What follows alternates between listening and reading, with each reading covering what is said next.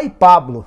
Surgiu nas últimas horas nas redes sociais o boato de que o São Paulo poderia incluir o Luan, ou melhor, o São Paulo poderia incluir o Pablo, o Corinthians ia incluir o Luan numa troca entre os clubes. Essa informação foi divulgada pelo Vitor Guedes durante uma live no UOL.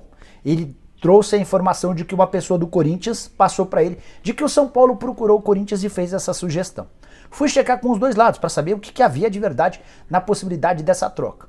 Vale a lembrança de que Luan e Pablo tiveram custos mais ou menos parecidos, ambos comprados na casa dos 30 milhões de reais. O Luan veio do Grêmio, o Pablo chegou do Atlético Paranaense. A grande diferença entre eles está na questão salarial. O Pablo ganha 500 mil mensais, o Luan ganha cerca de 800 mil por mês, ou seja, bem mais caro do que o Pablo.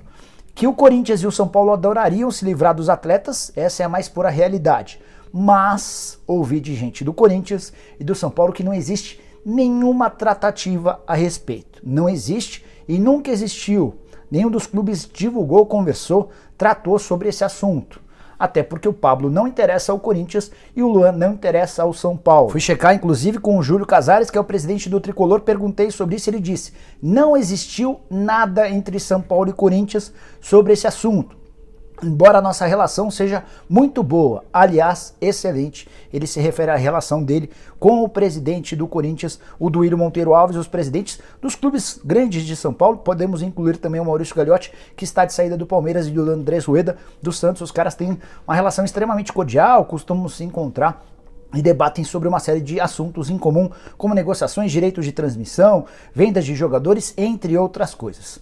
São Paulo segue em busca de interessados no Pablo. O Ceará é um dos times que gostaria de contar com o jogador, mas por empréstimo. Em relação ao Luan, a situação é pior ainda, nem interessados existem na contratação do meio atacante, um dos piores reforços do Corinthians nos últimos tempos.